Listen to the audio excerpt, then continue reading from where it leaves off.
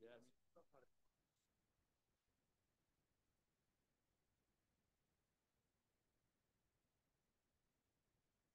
Um bom dia a todos e a todas. E dizer da nossa alegria de estarmos aqui na escola, né, nesse seminário, onde estamos a fazer uma parceria do nosso tribunal com, nesse primeiro momento, o FRN. Depois poderemos estender para outras universidades. Agradecer a presença do representante da UFESA aqui conosco e dizer da nossa extrema alegria e satisfação de compartilhar com a UFRN e aprender também com ela e levar também ensinamentos. Essa é a troca de informações institucionais. Agradecer aqui ao doutor Luciano, que é um magistrado acadêmico, um entusiasta desse tipo de convênio, e isso é que leva à frente as instituições. Porque eu digo sempre que nós somos falíveis e passageiros aqui. As instituições são perenes, e nós temos que defender a memória delas e temos, ao mesmo tempo, que aprimorá-las.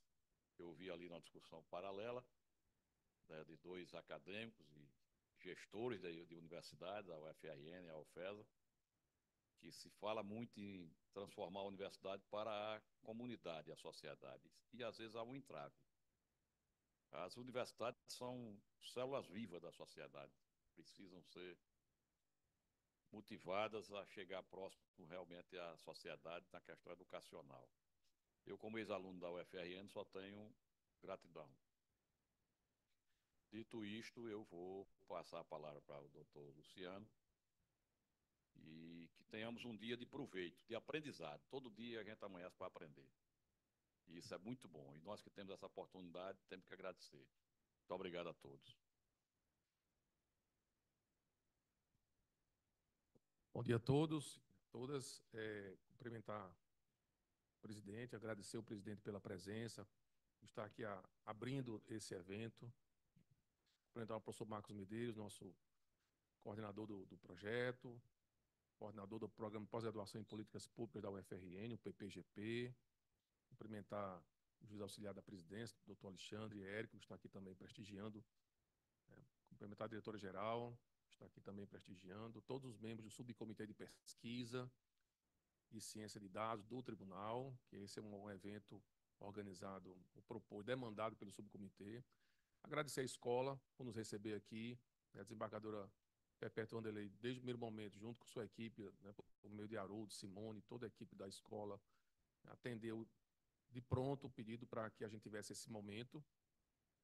Agradecer a presença também dos colegas de outras universidades aqui, eu peço licença para homenageá-los, não só no professor Ulisses, que é o coordenador do programa de pós-graduação em Direito da UFESA, mas a professora Laís Barreto, que agora está presente aqui conosco, vice-coordenador do programa de administração, de pós-graduação em administração da Universidade de Potiguar, uma grande parceira nos nossos eventos sobre pesquisa, sobre administração da justiça.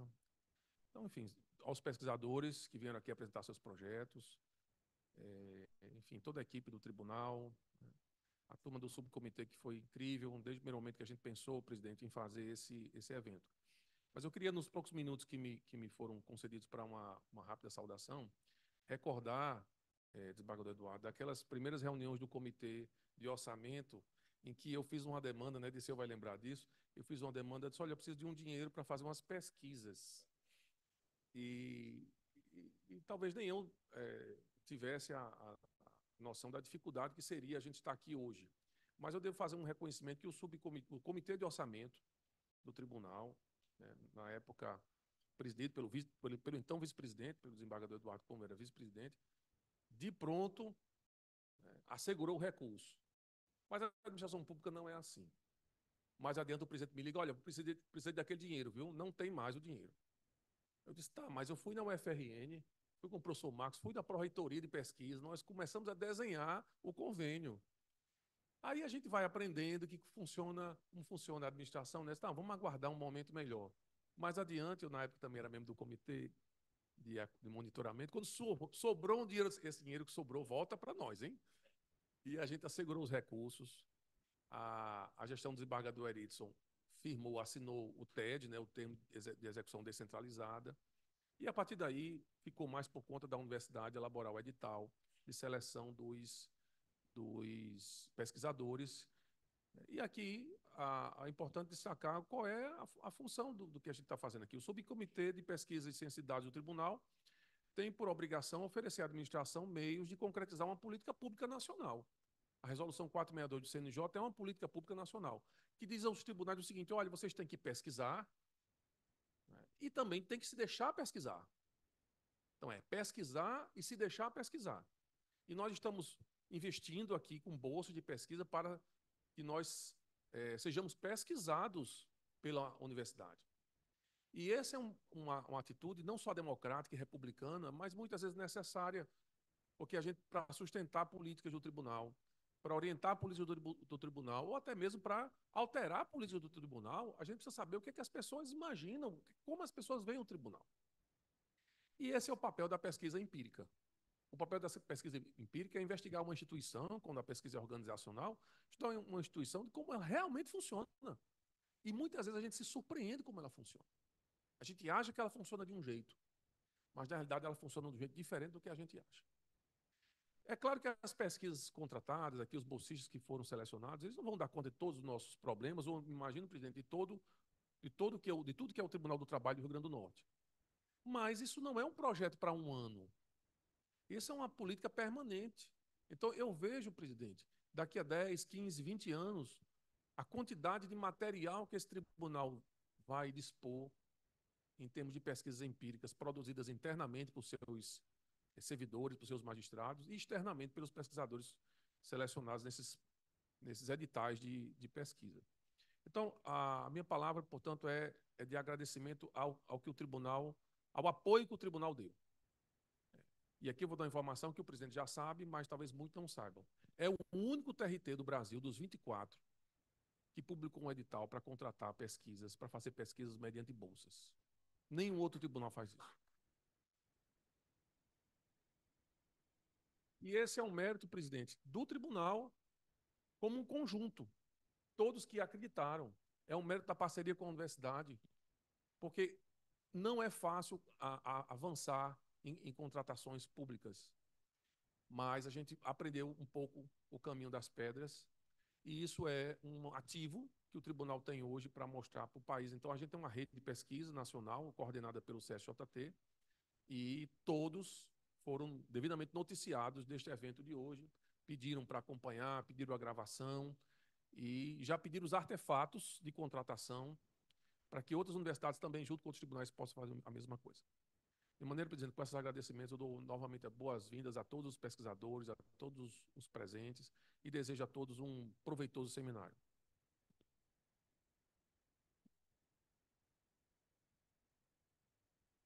Eu vou quebrar um pouco o protocolo, mas mediante essas palavras proferidas pelo doutor Luciano, eu diria que a uma instituição se permitir se pesquisar, isso dá uma conotação de transparência total, que é o que nós queremos.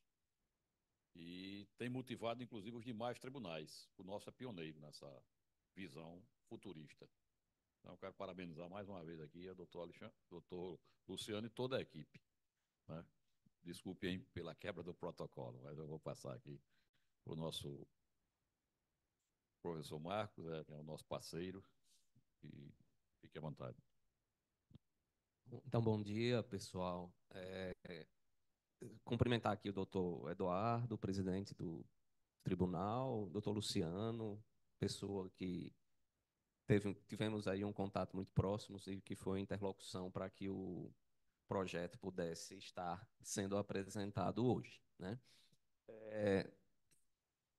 Não foi uma trajetória fácil, né, doutor Luciano, mas como o senhor mesmo disse, foi uma trajetória de aprendizados, né?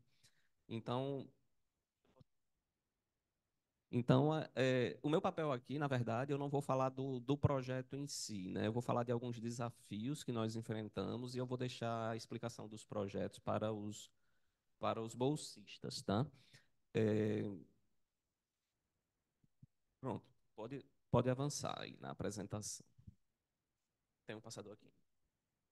Se eu consigo. Então, Eu não vou me apresentar, não vou me ater muito a isso, mas só para dizer que a minha formação é em administração, né, e que atualmente eu estou no mestrado profissional em gestão pública. Já fiz alguns trabalhos junto a órgãos do poder público. Essa tem sido meu foco de atuação nos últimos, talvez, 15 anos, né? Assembleia Legislativa, Justiça Federal, TRT, entre outras instituições, já tive contato, né? Tenho trabalhado ultimamente com essas temáticas de gestão de processos, projetos, transformação digital, né? Olhando para o setor público, né? E atualmente eu estou envolvido em 3 projetos. Esse projeto que a gente nominou de Gestão e Governança Judiciária, um projeto para desenho da cadeia produtiva ou de uma potencial produtivo para o sistema prisional do Rio Grande do Norte, e um curso de especialização em gestão de processos que está indo para a terceira turma, né? Nós já tivemos, inclusive, egressos aqui de turmas anteriores de servidores do tribunal a quem já fizeram presentes, né? Então, assim, esses 3 projetos são os projetos centrais de 2025, né? Algumas inquietações que me acompanham desde o início da minha carreira, né? E aí, assim, o foco no serviço público desde sempre, né? Eu comecei a trabalhar no serviço público em 90 e alguma coisa, desculpe aí, não vou fazer as contas não, né? É, mas desde lá eu já via esse problema, né? As pessoas refazendo muito as coisas, né? E esse problema nós estamos em 2025 e parece que ele se perpetua, né? Então, essa foi uma das inquietações iniciais quando a gente começou a pensar no projeto, tá? E aí nós desenvolvemos um projeto genérico, vamos dizer assim, amplo, né, de gestão estratégica no Poder Judiciário, né, com foco, né, esse projeto vinculado ao Subcomitê de Pesquisa Judiciária e Ciência de Dados, daqui do TRT, e em parceria com o Programa de Pós-Graduação em Gestão Pública da UFRN. E o foco do projeto era olhar os macro desafios do Poder Judiciário, né, especificamente esses 3 destacados aí, né, e o planejamento estratégico do TRT.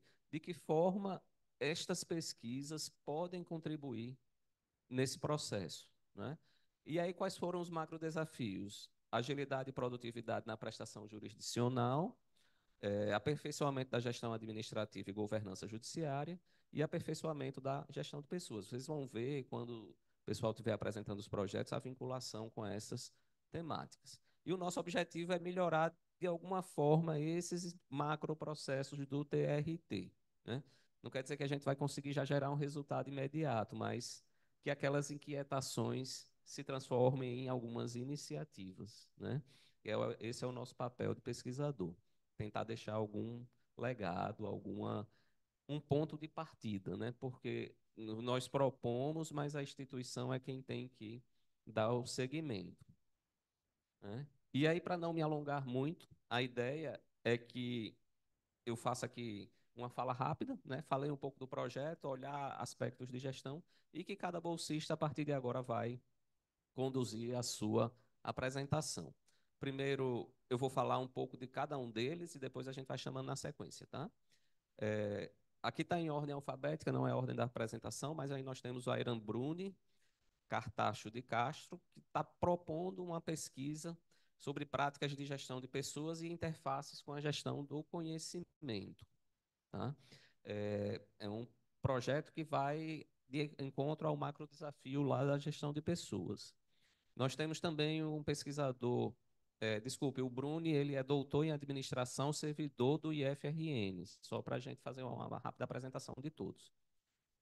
O doutor Rafael Rodrigues da Silva vai fazer um trabalho sobre o engajamento no trabalho, muito diante da inquietação que a gente ouviu em algumas reuniões sobre o envelhecimento do quadro de servidores e como a gente pode melhorar essa relação entre os servidores e etc. Então, caminho para um ambiente mais produtivo e motivador do TRT. Rafael é doutor em administração e professor do IFRN. Rosaneide Garcia está com um projeto sobre simplificação de processos chaves, é um projeto que está olhando a gestão administrativa, está olhando o fluxo de trabalho, como melhorar o fluxo, como fazer com que a gente seja mais produtivo, mais ágil, né? A Rosaneide é doutoranda em administração e servidora da UFRN. Aí nós temos o trabalho do Ulisses Levi Silvério dos Reis, que é doutor em Direito. Se eu estiver errado, o Ulisses me corrija, por favor. E ele vai trabalhar com fatores associados à litigiosidade trabalhista, né? Também é uma temática interessantíssima, né, que pode gerar insights para decisões estratégicas futuras do tribunal. O doutor Ulisses é professor da UFESA, do curso de Direito e do mestrado em Direito. E, por fim, nós teremos o Vitor Humberto dos Santos de Souza, que vai fazer um trabalho sobre protocolos de atuação e julgamento na Justiça do Trabalho. Tá? O Vitor, ele é graduado em Direito, está fazendo especialização na área e atua como residente judicial no TJ, não é isso, Vitor? É isso, gente. Então, eu queria desejar a todos aí uma manhã de muito aprendizado, muita coisa produtiva. Isso, e está programado, já temos até mais ou menos a data, em meados de outubro, né? Um seminário ao qual todos estão convidados já inicialmente, né? Para que a gente apresente o resultado dessas 5 pesquisas. Tá? Ainda como iniciativa do projeto, a gente pretende gerar um livro digital com esses resultados e possíveis apresentações no Enajus desse ano. Tá? Estou falando possíveis apresentações porque elas vão ser apreciadas por uma comissão, né? Então, eu não posso garantir a apresentação. Eu gosto que a gente garante a submissão, mas não a apresentação. Tá? Então, eu gostaria de iniciar as apresentações, de agradecer mais uma vez a presença do Dr. Eduardo aqui e desejar a todos um bom dia.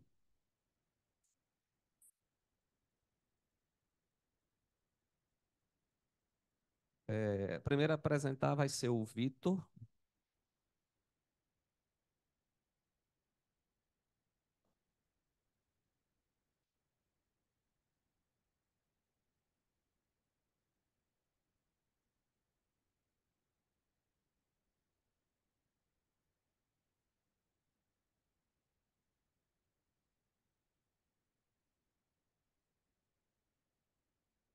Bom dia a todos. Sou o Vitor. Gostaria de agradecer a presença de todos aqui, né? Como é que ele vai crescer? Então, para iniciar nosso seminário aqui, meu projeto ele vai trazer os protocolos de atuação e julgamento, né, instituídos recentemente agora pelo TST, em agosto de 2024. Porém, o surgimento deles vieram antes, né, pelo CNJ, em 2021, trazendo o marcador gênero, né, e depois a Justiça do Trabalho trouxe mais 3 marcadores aí, mais 3 protocolos para atuação, né, e julgamento. Os protocolos, primeiramente, eles foram... A proposta que eu vou fazer é a seguinte: o surgimento dos protocolos, eles vieram de diálogos, como ele trabalha frente às pessoas com marcadores sociais vulnerabilizados. Então, toda a sua criação dos protocolos foram feitos através de diálogos, então com representatividade, né? Como a gente traz marcador social com relação a gênero, a etnia, a raça, né? Com relação a pessoas com deficiência e também com os idosos. Então, foi de grande importância, né, trazer para perto essas pessoas que são os indivíduos objetos desses protocolos. Então, com essa instituição e com o surgimento desse tema, a partir do momento que se abriu a possibilidade de abrir uma pesquisa, né, empírica junto ao TRT, por divulgação do professor Marcos, então eu achei uma oportunidade única de poder trazer os protocolos, a sua análise e a sua aplicação para dentro do tribunal aqui da 21ª Região, como um marco, né, inicial não só de pesquisa, mas também dentro dos próprios tribunais, fora do TST. Então, a sua aplicação, a sua análise, trazendo para perto, né, os protocolos. Então, iniciando isso, aqui é um diálogo, né? Então, junto com a apresentação do projeto, acho que posteriormente, eu acho que vão trazer mais diálogos com relação ao assunto, principalmente na atuação dos próprios servidores aqui do tribunal. Então, eu trouxe aqui a importância dos protocolos de atuação de perspectiva inclusiva antidiscriminatória e também existe interseccional, que é o primeiro protocolo instituído pelo TST, né? Só que o objeto da pesquisa ele vai trazer foco nas pessoas com deficiência e com idosos, né? Então, os protocolos eles são instrumentos jurídicos práticos de orientação, né, e atuação dos magistrados, servidores, trazendo também no corpo jurídico completo a ordem dos advogados e membros da sociedade civil como um todo, né? Esses surgiram como resposta de um lapso histórico, né, de exclusão social dessas pessoas. Então, com relação ao acesso à justiça, com barreiras trazidas não só arquitetônicas, que é o que é a primeira coisa que a gente visualiza quando a gente pensa em PCD, seria o acesso deles a alguns ambientes, mas existem barreiras muito maiores, né, que eles enfrentam. Os idosos também com barreiras tecnológicas. Então é isso. Vamos lá. O objetivo, claro, dos protocolos existe assegurar um tratamento equitativo na atuação judiciária. Então, digamos que seja o conhecimento desses protocolos para que na atuação e adequação dos processos judiciais eles possam ser observados, né? E não só com relação à questão de julgamento, a atuação vai trazer os servidores e membros do tribunal como observar, como lidar com essas pessoas. Os protocolos é um manual vivo, eu trouxe eles aqui para caso algum de vocês queiram dar uma olhada. Ele é um manual vivo, né, porque ele traz são diretrizes e de forma clara trazendo comportamentos que devem ser instituídos, hábitos, ou conhecimento mesmo, como uma forma de inclusão, né? Também a capacitação de magistrados e servidores para identificar e eliminar as práticas discriminatórias e barreiras específicas. O objetivo também do projeto é poder trazer o conhecimento dos protocolos, né, diretamente para os servidores, para a sua atuação. Também trazer o tribunal como foco e como instituição, no sentido de enfrentar as barreiras trazidas por esses vulneráveis, né? Sendo que dentro do estado do Rio Grande do Norte, 53% são idosos, pessoas com mais de 60 anos. Então, é a cidade maior no Nordeste, né, com esse índice. E com relação ao PCD, existe 10%, é um número bastante alto também, que merece atenção. Existe também a participação ativa, que é garantir a participação ativa igualitária dos PCDs idosos em todas as etapas do processo judicial. Em conversa com do TI, Adealdo, não, que é Cláudio Delgado, isso. Em uma conversa com ele aqui rápida, ele me mostrou capaz de cooperar no sentido de que existe o TI, ele tem, com relação à pesquisa empírica, dados, né, que possam ajudar na pesquisa com relação às pessoas que são identificadas com essas vulnerabilidades dentro dos processos. Então, achei excelente por conta do tribunal. Já é um início e é uma certeza, já uma visualização de que o tribunal está em atenção também a esses indivíduos, né? Essa é uma das capas, né, que traz o primeiro protocolo, que trata do protocolo para atuação e julgamento com perspectiva antidiscriminatória, interseccional e inclusiva.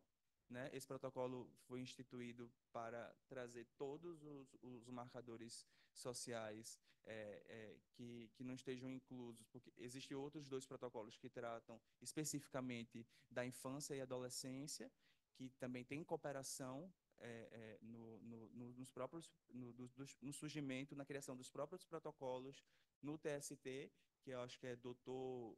Zaur Zel, que é juiz aqui, né?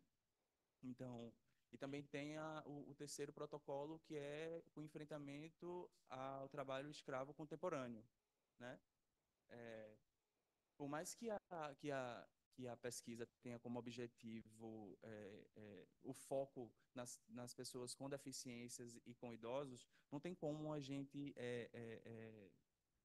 limitar, né, uma aplicação e uma atuação única para poucos indivíduos.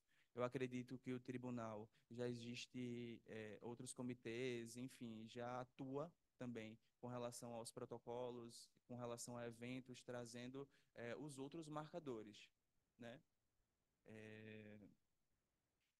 Então, a aplicação prática dos protocolos seria numa recepção adequada, que é a recepção adequada das demandas judiciais envolvendo idosos e PCDs, com atenção às necessidades específicas desde o primeiro contato, desde uma petição inicial, né?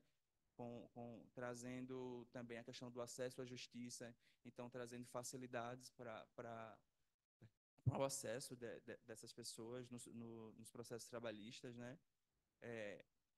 Análise sensível de provas, que são análises de provas com sensibilidade às condições sociais de pessoas específicas dos indivíduos, dos envolvidos no processo judicial, então é olhar com cuidado, né? Esses marcadores, porque nós não são marcadores que são apenas históricos, né? Eles são atuais também. Então, a Justiça do Trabalho, na sua função social, ela traz os protocolos, é porque existe uma necessidade, né, de adequação desses protocolos e de aplicação desses protocolos na Justiça. Eu trago aqui uns números e estatísticas, eu trouxe de uma forma geral no Brasil, né?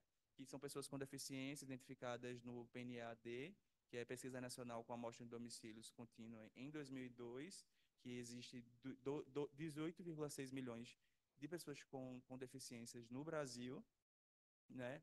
Existe também um percentual de pessoas com deficiência na população brasileira de 8,9%, e a concentração da terceira idade, que é o percentual de pessoas com 60 anos ou mais que possuem deficiência. Então, de todos os idosos, dos 53%, enfim, do número total de idosos que existem no Brasil, 47,2% deles possuem algum tipo de deficiência. Então, são marcadores sociais que eles se acumulam, né? Então, são vulnerabilidades que não só por ser idosos, existe a questão da invisibilidade social, que é um problema trazido historicamente pela sociedade, com os idosos e com os PCDs, né? Então, esse número é bastante alarmante. Então, aí, outros dados, o perfil mais feminino, existe um perfil mais feminino, né, dentro desse número do que os masculinos. Existe de pessoas pretas, pardas, do que entre pessoas brancas. E no âmbito laboral, né, a taxa de participação de pessoas com deficiência foi de 29,2% no mercado de trabalho, sendo que 25% estavam na informalidade. Então, é bastante preocupante, né? Porque traz uma realidade, assim, em números, de que precisa ter atenção, sim, à Justiça do Trabalho como atuação, né? E, vamos lá. E o impacto das tecnologias, inclusive, no judiciário. O que o projeto traz como inovação com relação à tecnologia é que nós estamos em era tecnológica, né? Então, a tecnologia ela tem que vir abraçar a todos. Então, eu acho que nosso papel é também fomentar isso, porque existe o surgimento, por exemplo, do chat JT agora pelo TST, que é uma ferramenta maravilhosa, né, no sentido de trazer a tecnologia para o sistema judiciário. E aí a proposta do trabalho também é analisar como essas IAs estão sendo desenvolvidas, né, e se elas estão sendo alimentadas com relação a essas atenções, com as pessoas vulnerabilizadas, com esses marcadores. Então, que proposta boa não seria se as próprias inteligências artificiais, o chat JT ou outras, tivessem marcadores, tivessem, digamos, mecanismos ou que produzisse raciocínios, enfim, já alimentadas, voltadas com esses protocolos, né? Ou como não seria interessante para o próprio judiciário. E como facilitador também, né, de trazer os protocolos junto à atuação do, certo. Há uma capacitação digital inclusiva, né, como existe aí, vão trazer projetos com números do número de idosos na própria atuação da Justiça do Trabalho. Então, existe uma barreira tecnológica, às vezes, também, que enfrenta essas pessoas. Então, uma capacitação inclusiva nesse sentido, para trazer mais para perto, né? Existe uma captação contínua, então, digamos que os protocolos, como aqui o tribunal, ele já está trazendo os protocolos e disseminando eles, né, através de projetos, de palestras. Então, essa capacitação contínua ela é necessária para que, como é um documento vivo, ele possa se propagar para o futuro, para uma eternidade, né? Uma adaptação tecnológica, modernização das varas e dos tribunais para acolher idosos PCDs com relação à questão da tecnologia e campanhas informativas. Também trazer os protocolos como uma visualização dos protocolos dentro do próprio tribunal. Então, digamos que seja informativos, cartazes, webinários, eventos, coisas também que tragam a disseminação desses protocolos, que eu acho que foi a intenção do Tribunal Superior do Trabalho, né, para que existisse a atuação no judiciário e nos seus tribunais. A implementação efetiva dos protocolos requer um ciclo contínuo de ações que complementam. A capacitação dos profissionais do judiciário cria a base de conhecimento necessária, né, enquanto as adaptações tecnológicas fornecem as ferramentas práticas. Então, trazendo a capacitação dos servidores, trazendo a tecnologia junto à aplicação também, e as campanhas informativas completam o ciclo de conscientizar a sociedade sobre esses direitos. Então, é não perder de vista, né? Principalmente os protocolos, eles estão alinhados com a Agenda de 2030 da ONU, né? Que existe um lema, não deixar ninguém para trás. Então, para o tribunal, isso porque a atuação está diretamente ligada a essas diretrizes.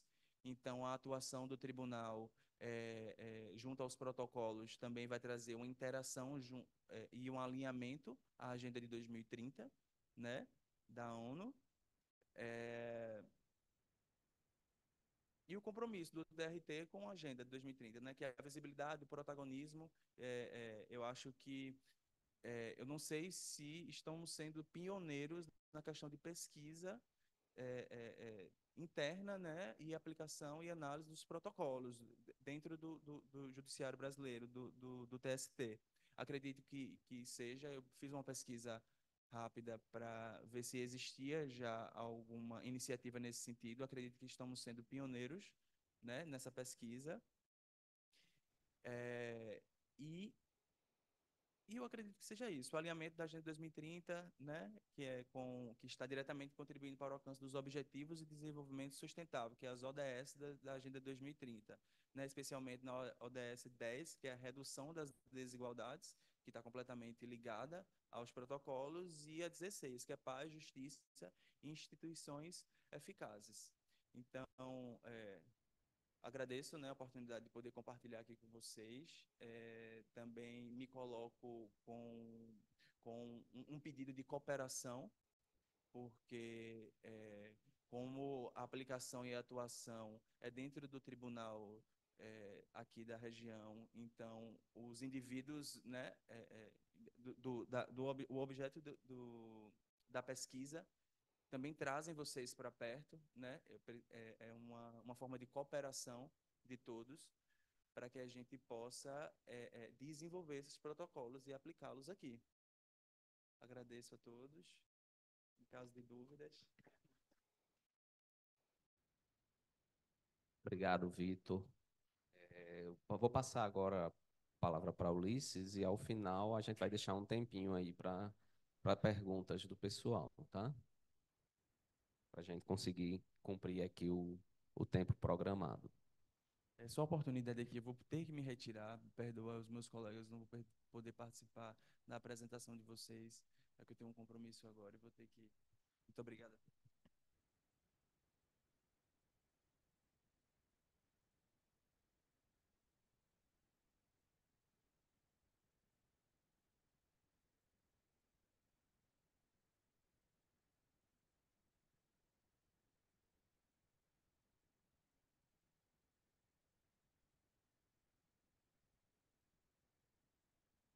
Fica à vontade.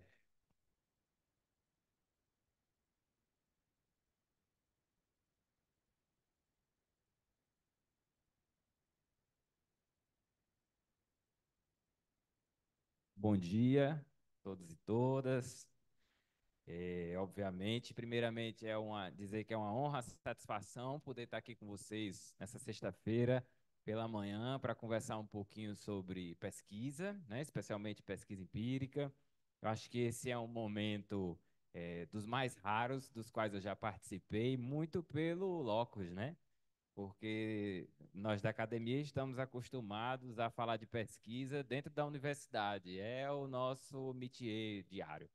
E há pouco tempo, como o próprio presidente comentava, eu e Marcos falávamos de que a gente está há 15, 20 anos, eu um pouco menos, dentro da universidade, dizendo a gente tem que sair da universidade, a gente tem que passar para a sociedade, a gente tem que ir para as instituições. E aí eu dizia, Marcos, pelo amor de Deus, ou a gente quebra essa cerca, derruba esse muro de machadada de uma vez e faz isso, ou para de falar. Porque desde que eu estava na graduação, eu escuto falar desse assunto e ainda hoje essa ladainha, né? E dito isso, eu quero parabenizar na pessoa do professor Luciano, né? Chamo de professor por conta da metade acadêmica. Parabenizar o professor Luciano e a equipe do Subcomitê de Pesquisa Judiciária e Ciência de Dados por promoverem esse evento, por chamarem a academia para performar esse evento e por acreditarem no potencial da academia e das instituições universitárias e produzir conhecimento de qualidade com retorno social e com retorno institucional a partir da abertura que vocês dão para dialogar conosco, certo? Então, é muito raro falar de pesquisa fora da universidade, pelo menos na minha experiência, e eu estou achando assim fenomenal essa experiência que nós estamos começando agora, né? Assim, na verdade, começando há alguns meses, mas de forma mais efetiva agora, e espero daqui a alguns meses voltar com os resultados, como já foi anunciado há pouco. Bem, eu vim apresentar o meu plano de trabalho, né? Está intitulado aí Fatores Associados à Litigiosidade Trabalhista.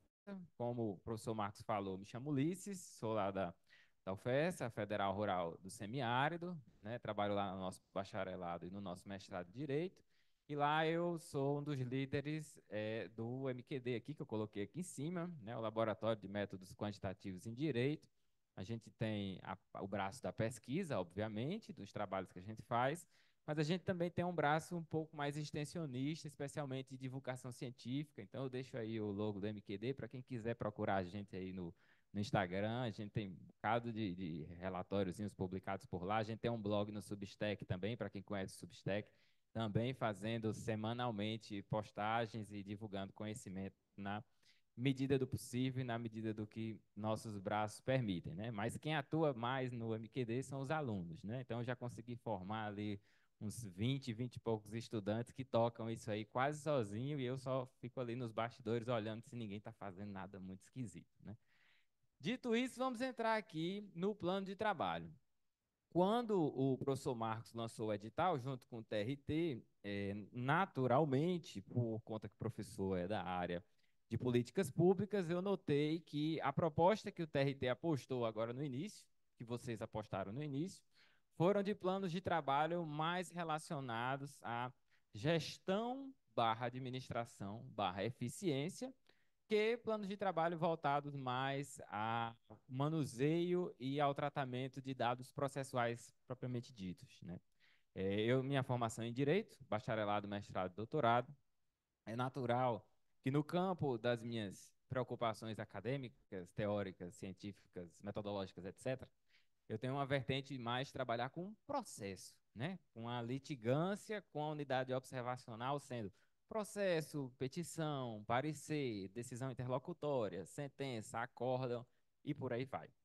Mas a proposta que o Marcos muito bem desenhou foi uma proposta ligada mais à ideia de fatores organizacionais que eventualmente possam apontar para o melhor desempenho da Justiça do Trabalho. O nome até do projeto Guarda-Chuva é muito ligado a essas palavras-chave, né? Gestão, administração, desempenho, eficiência. Então, para me adequar ao lançamento que foi proposto, eu fui dar uma olhadinha como é que estava a litigância dos tribunais espalhados pelo país, nos relatórios mais recentes do Justiça em Números, né? Peguei alguns dados assim, muito superficiais acerca do contexto dessa litigância, que obviamente ela tem períodos sazonais, uma hora ela vai subir, outra hora ela vai descer, tem o impacto da pandemia, tem isso, tem aquilo outro.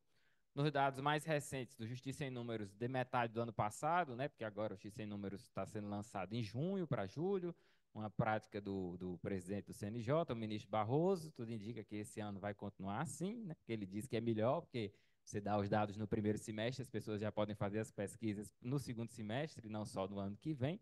Nós tivemos em 2024 4,2 milhões de casos novos na Justiça do Trabalho, que representou cerca de 12%, né, quase, do acervo nacional de casos novos. Então, pensei eu, uma ideia que poderia servir para dar algum retorno ao TRT 21, nesse aspecto de organização institucional, seria quais seriam os fatores associados à litigância trabalhista no TRT ou no Brasil, né? Quais são os elementos que nos ajudam a explicar o fato de, em 2021, nós termos tido um número X de casos novos, em 2022, 2x, 2023, X sobre 2, e por aí adiante. Por que isso foi visto como algo relevante? Pelo aspecto de que, como todo tribunal, o TRT 21 ele também tem que fazer escolhas, né? Escolhas para dar mais eficiência à sua atividade jurisdicional a partir dos recursos que são limitados. Uma das escolhas primordiais que qualquer tribunal vai fazer diz respeito à sua própria estrutura jurisdicional. Quantas varas são necessárias na cidade de Pau dos Ferros? Quantas varas são necessárias na cidade de Caicó? Quantas varas são necessárias em Mossoró? Quantas varas são necessárias em Natal? Elas, as que existem, estão dando conta? Ou a gente tem que criar mais? Ou a gente tem que diminuir? Ou essa aqui ficou obsoleta, essa nessa cidade em específico? Dito isso, as decisões sobre reorganização da estrutura jurisdicional, em tese, elas não devem ser tomadas no vácuo, né? Elas devem ser tomadas parametrada por algum parâmetro lógico. E hoje, com tanto acesso a dados públicos que a gente tem, se porventura isso vier a ocorrer, a gente tem que tomar essas decisões com base em dados, né? Até o subcomitê de vocês é o subcomitê de ciências de dados do TRT 21. Então, pensei, olha, posso usar dados disponíveis publicamente no Justiça em Números e, eventualmente, formados também por outras instituições, para ajudar a modelar, explicar quais são os fatores que eventualmente estão associados com a variabilidade numa série temporal de casos novos na Justiça do Trabalho, certo? Aqui os objetivos que eu coloquei: avaliar os determinantes jurídicos, demográficos e econômicos que influenciam a litigiosidade na Justiça do Trabalho brasileira. Eu vou explorar um pouquinho mais aqui adiante o que é que eu chamo de determinantes jurídicos, demográficos e socioeconômicos, mas nos objetivos específicos, delimitar algumas variáveis. Eu ainda estou na fase de descobrir quais são essas variáveis que eu vou colocar ou não, porque para isso eu reservei o mês de abril para fazer uma revisão de literatura, buscar aí alguns papers, seja do Brasil, seja do exterior, acerca dos casos relacionados a direito do trabalho, para ver realmente o que é que se está dizendo na literatura que está associado com o acréscimo ou decréscimo de casos novos na Justiça do Trabalho. Então, não fechei ainda essa ideia. Hoje eu vou mostrar uma variável para vocês, que é a principal que eu quero modelar, que é casos novos em primeiro grau. As demais ainda estão em aberto, apesar de eu já saber mais ou menos onde é que eu vou farejar onde elas estão distribuídas. Depois eu vou fazer uma análise exploratória, inferencial. Pretendo, em outubro, voltar aqui com essa modelagem já feita para discutir com vocês.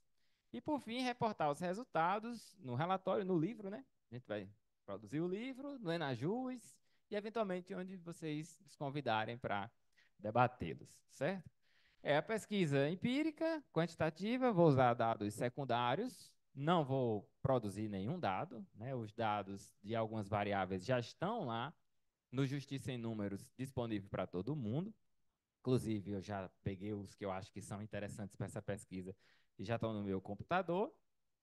Vou construir esse banco sobre a judicialização na Justiça do Trabalho, aplicar algumas estatísticas descritivas e testes de hipótese, né, para o pessoal aí do comitê, do subcomitê, rodar alguma ANOVA ou rodar alguma regressão para tentar, em alguma modalidade dessas regressões, para tentar modular o efeito dessas variáveis sobre os casos novos, e vou usar o software UR, né, que é o que o CNJ mais enfatiza que seja utilizado nas pesquisas, para poder pegar depois o banco e pegar depois os scripts e compartilhar com vocês, né, para vocês botarem aqui no computador do tribunal e conseguirem chegar ao mesmo resultado e depois me corrigirem, né, dizer onde é que está, acha que poderia ser melhor usar uma variável ou outra, ou coisa do tipo.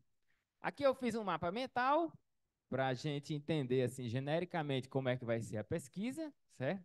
Aqui a minha variável dependente, ou variável a ser explicada, vai ser casos novos de conhecimento na primeira instância.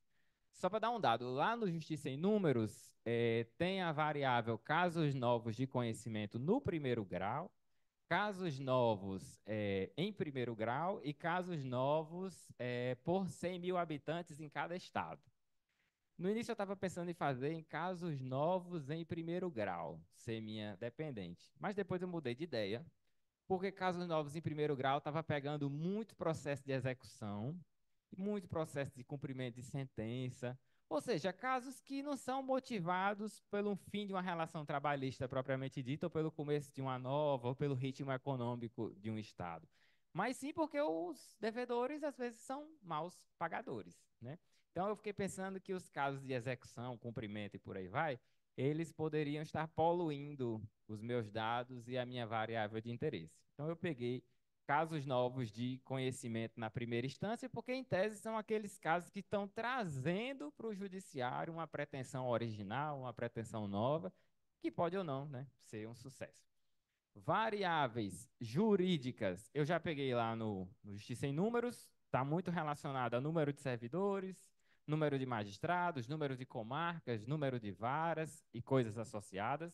Algumas delas variam muito pouco ao longo do tempo, porque o meu banco de dados vai hoje de 2011 a 2023. Talvez essas eu acabe retirando, mas algumas pode ser que salvem-se depois da modelagem ser feita.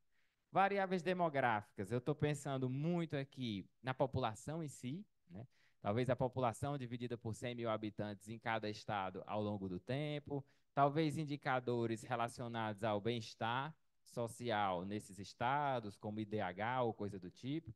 Vou dar uma olhada ali nos dados do IBGE para ver o que é que ele sinaliza que pode servir para colocar no modelo na parte das variáveis demográficas. E, por fim, acho que o meu maior interesse são as variáveis econômicas, né? Ou socioeconômicas. E aqui eu vou me beneficiar muito da avaliação do PIB de cada estado, que já é, inclusive, medido pelo Justiça em Números desde o início. Eu não sabia que tinha no banco de dados do Justiça em Número o PIB dos estados ao longo do tempo, porque isso é difícil achar até no IBGE, mas tem lá, né? Então, fiquei muito feliz. Outro elemento que eu também estou de olho é no RAIS, né? O Relatório Anual de Informações Sociais, que ele traz consolidado por estado todo ano, desde 1985, número de empregos novos, perda de postos de trabalho de carteira assinada, número de trabalhos novos estatutários e por aí vai. Então, eu vou dar uma brincada aí no RAIS, talvez no IPEA também, dar uma olhada no que é que eu acho que vai fazer sentido para jogar aqui, para modelar casos novos de conhecimento na primeira instância. Em tese, né, como tudo na pesquisa acadêmica, com muita fé, em outubro, isso aqui vai ter virado um produto para ser mostrado a vocês e a gente vai poder discutir se faz ou não sentido, né? E retornar ao tribunal a partir do investimento que foi feito. Aqui, para terminar, vou só mostrar alguns dados que eu já coletei para vocês, certo? Eu estava até conversando com um colega que, acho que ele precisou sair, que inicialmente eu pensava em fazer essa pesquisa olhando para os municípios do RN. Depois eu vi que os municípios do RN, que têm Justiça do Trabalho, são muito poucos. Então eu disse, não, vou para o Justiça em Números, porque aí eu faço com os estados. Porque no fim a litigância ela acaba sendo explicada pelos mesmos fatores, seja nos estados, seja nos municípios. Aí eu conversando com o Marcos, preliminarmente, disse, vamos fazer do Nordeste? Que tal se a gente fizer do Nordeste? Aí eu peguei, filtrei pelos cases do Nordeste, só variável que eu tenho interesse, né? Que é casos novos de conhecimento em primeiro grau. E peguei de 2011 a 2023. E aí essa tabela já me deu um calafrio. Porque se vocês compararem o valor da média com o valor do desvio padrão, o desvio padrão está muito grande nos casos do Nordeste. Por quê? Porque a gente tem Ceará, Bahia e Pernambuco, que para o Justiça em Números são considerados tribunais de porte médio. E o nosso TRT e alguns outros do Nordeste são considerados casos de tribunais de porte pequeno. Aí eu disse, não, agora eu vou fazer então com os tribunais pequenos, porque aí os casos novos vão ficar mais bem distribuídos e a modelagem pode funcionar melhor. E aí eu fiz também para os casos de porte pequeno, e vocês podem ver que esses números aí eles já estão, né? Esse desvio padrão já está bem menor. E aí depois eu explorei graficamente também, já para mostrar a vocês, assim, ficar bem claro porque é que eu vou fazer com porte pequeno, né? Essa aqui é a evolução de 11 a 23 dos casos novos de conhecimento em primeira instância, que você tem aqui Bahia e Pernambuco isolados, como abre alas, né? Na frente, depois vem o Ceará e depois vem o grupo dos demais TRTs do Nordeste, todo mundo próximo um do outro, né? Aí quando a gente pega os tribunais de pequeno porte, aí já fica mais bonito, assim, fica mais feio para ver, mas fica mais bonito quando a gente pensa em termos de comportamento dessa variável aqui. Só esse aqui que escapou um pouco, os outliers aqui, mas depois a gente vê qual o tratamento que a gente faz com eles. Aqui é o TRT-11, né? Qual TRT-11 aqui estado, alguém sabe? Amazonas, pronto. Amazonas e outro estado, que são dois juntos, né? Pronto. Aqui, ó, um histogramazinho dos casos novos nos TRTs do Nordeste. Quando a gente olha para a forma dele e compara com a forma dos tribunais pequenos, já dá para ver que o negócio é mais bem distribuído, né? Aqui no eixo X, ó, vai de 10 mil a 130 mil. Aqui no eixo X, vai de 10 mil a 60 mil. Então, os casos estão bem mais próximos um dos outros e a própria forma, né, das barrinhas não é uma normal, mas parece mais uma normal do que essa daqui, né? Essa aqui tá horrível. E, por fim, eu fiz um mapinha para vocês verem a assimetria. Se vocês pegarem aqui, ó, nessa legenda, que está em múltiplos de 1000, os estados mais clarinhos estão com 250 mil processos entre 2011 e 2023. Os estados mais escuros estão com 1 milhão de processos novos entre 11 e 23. Aí aqui você tem a Bahia, você tem o Pernambuco, o Ceará um pouco mais escuro e o resto mais clarinho. Quando você compara esse mapa com esse aqui, tudo bem, tem o escuro aqui do Amazonas com o Amapá, mas esse escuro chega a 500, 500 e poucos mil, enquanto o clarinho já está em 300, 250 mil. Então, essas três explorações que eu fiz, né? As linhas, o histograma e o mapa, é para mostrar a vocês, justificar a vocês, por que é que eu vou trabalhar com os tribunais de pequeno porte. Por que é que os indicadores demográficos, sociais, econômicos que eu vou trazer são dos tribunais de pequeno porte? Porque a amostra que eu tenho de casos novos por ano para os tribunais de pequeno porte se comporta de forma muito mais uniforme do que os tribunais no Nordeste, que foi a primeira ideia que eu tive. Então, aqui são os resultados que eu espero, né, que a gente faça.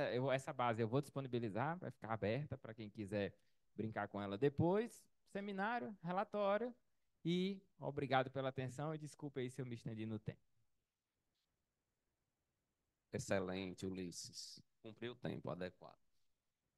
Rosaneide Garcia é a próxima, tá? Você coloca a apresentação. Então, então pessoal, agora nós tivemos duas apresentações de projetos que foram muito na área jurisdicional, vamos dizer assim. Vamos entrar agora no campo da gestão, tá? O primeiro trabalho é o trabalho da Rosaneide Garcia, né, que vai fazer uma pesquisação sobre simplificação dos processos de trabalho. Olá, pessoal, bom dia. Antes de começar a minha apresentação, eu queria dizer que eu estou muito feliz por estar aqui, mais uma vez, trabalhando nessa temática sobre eficiência operacional no serviço público, agora exorbitando o âmbito da universidade, o que me deixa muito feliz, porque é uma temática que muito me encanta e que eu venho trabalhando desde a época do mestrado. Então, vamos lá, o professor já adiantou a apresentação, né? Eu trabalho na UFRN, sou servidora, minhas linhas de pesquisa são em gestão de processos e gestão de projetos. O meu projeto, ele propõe uma pesquisação com o objetivo de simplificar, trazer simplificação para algum processo, né, do tribunal, que a gente vai priorizar durante a execução do projeto. Na agenda da apresentação, eu vou iniciar com uma breve contextualização, né, do tópico da minha pesquisa, depois eu vou apresentar os objetivos, os procedimentos metodológicos, os resultados esperados e o cronograma de execução. Vamos contextualizar, e eu estou muito feliz porque nós não vamos partir do zero, né?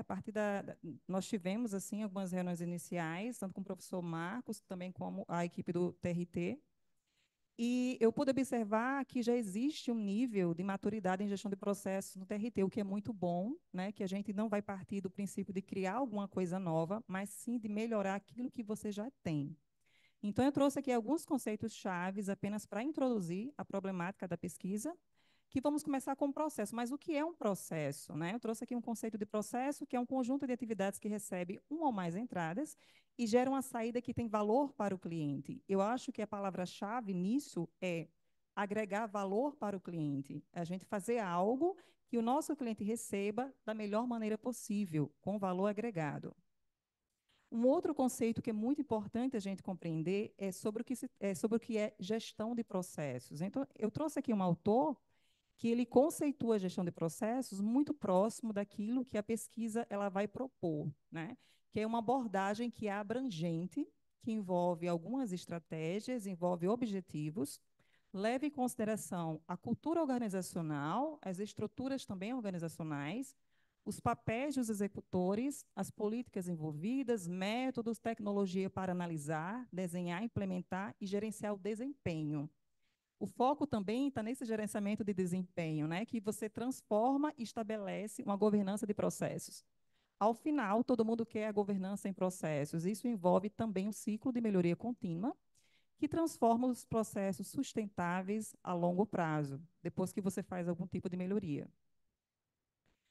Mas a gente também tem que analisar que gestão de processos no setor privado, ela é um pouco diferente da gestão de processos no setor público. Quando a gente fala em gestão, né, de processos, eficiência operacional, no setor público, a gente precisa levar em consideração quais são as especificidades daquilo que a gente faz, né? Existe uma pluralidade de interesses, né, interesses sociais, a gente atende a sociedade. Em razão disso, também existe aquele controle social sobre aquilo que o servidor público faz e produz, né, que também sofre influências políticas. Então, a gente precisa compreender essas particularidades para que, a partir disso, nós venhamos adaptar as metodologias que já são amplamente utilizadas, né, no setor privado, para a gestão e as demandas específicas do serviço público, né? Quando a gente pensa em melhorar a eficiência da qualidade dos serviços públicos, não existe uma solução pronta. Existe aquilo que a gente conhece do campo teórico para que a gente possa adaptar a nossa realidade do serviço público.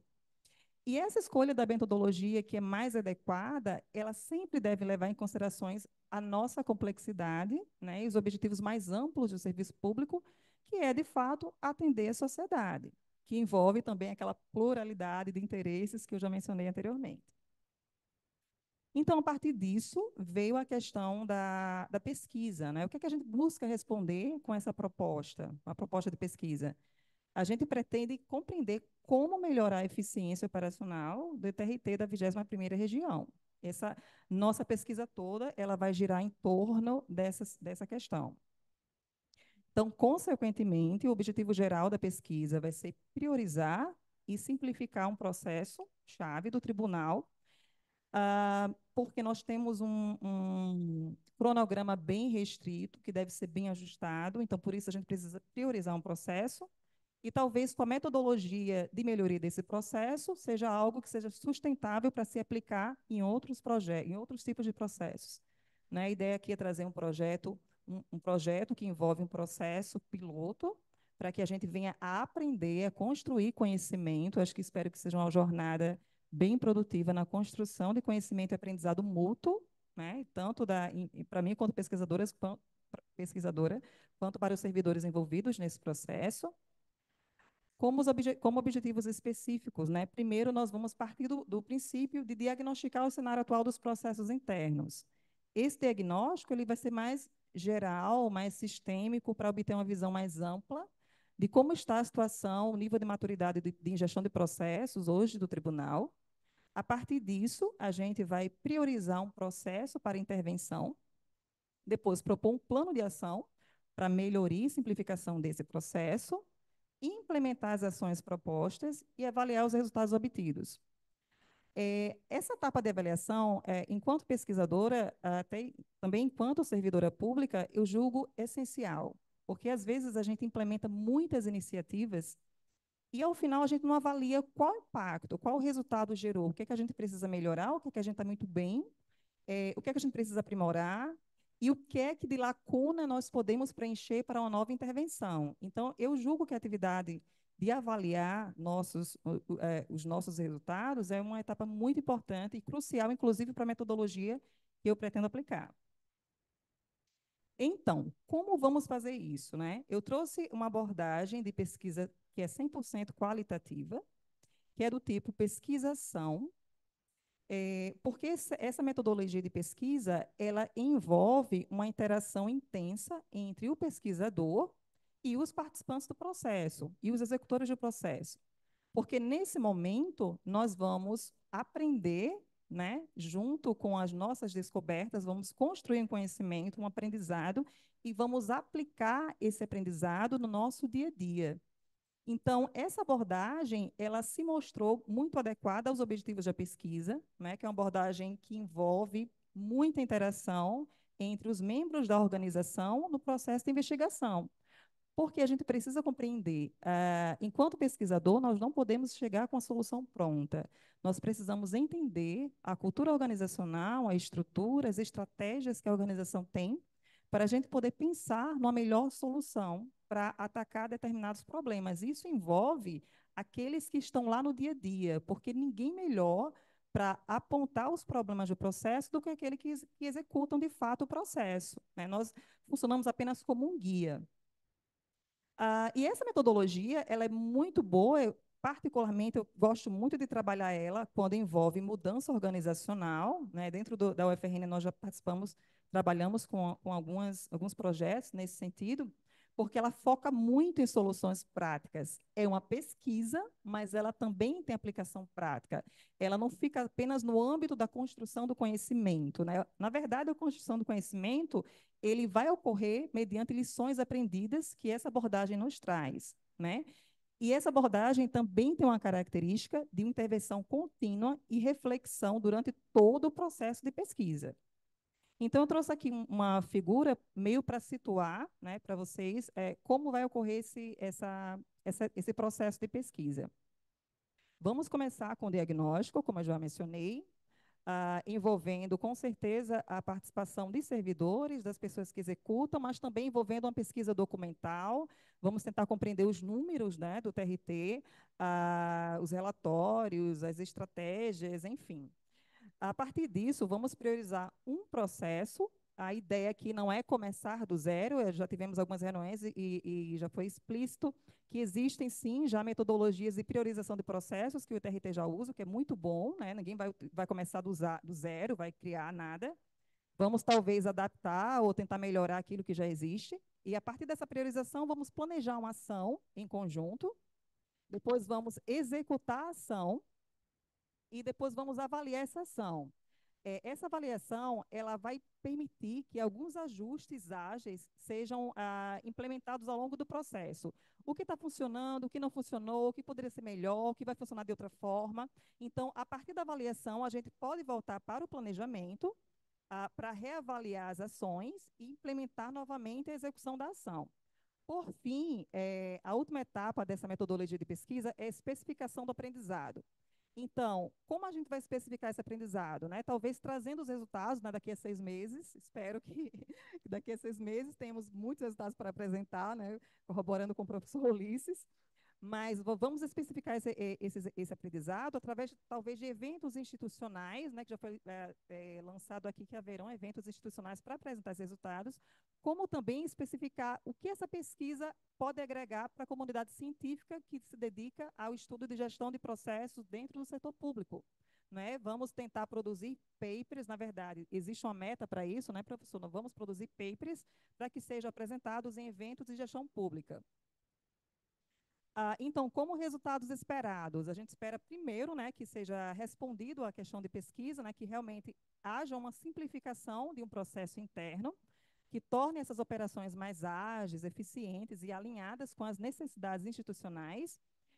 Isso também pode promover o aprimoramento contínuo dos processos, porque durante o processo de pesquisa, haverão ciclos de feedback, né, até para a gente avaliar o que a gente está fazendo, fazer ajustes ágeis e promover a melhoria sustentável ao longo do tempo, porque a ideia é envolver as pessoas para que elas aprendam essa metodologia e que elas apliquem essa metodologia ao longo de sua jornada enquanto servidor.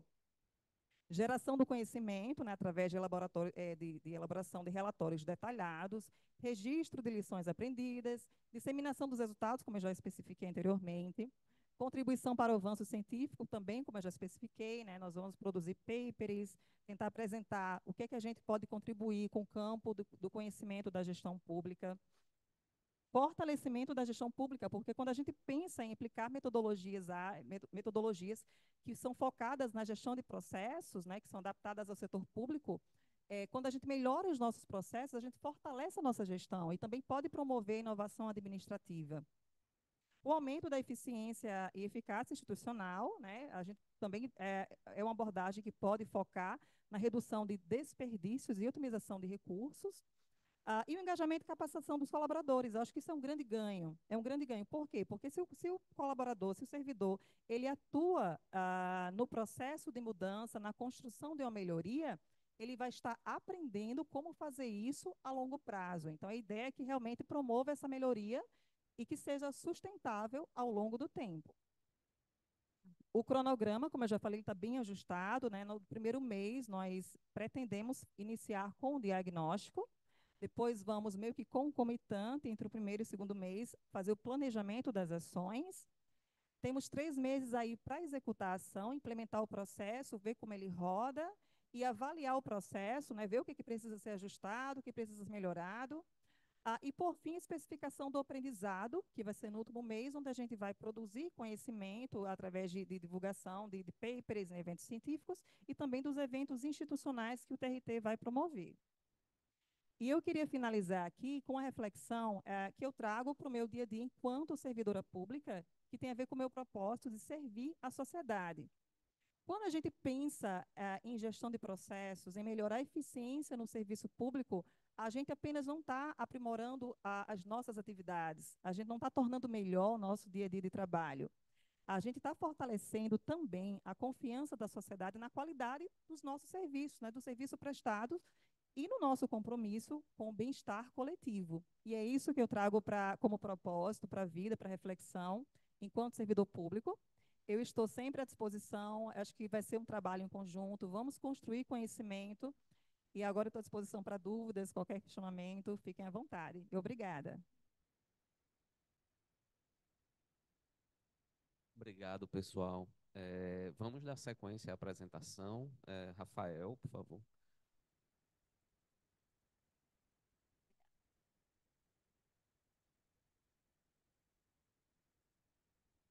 Bom dia.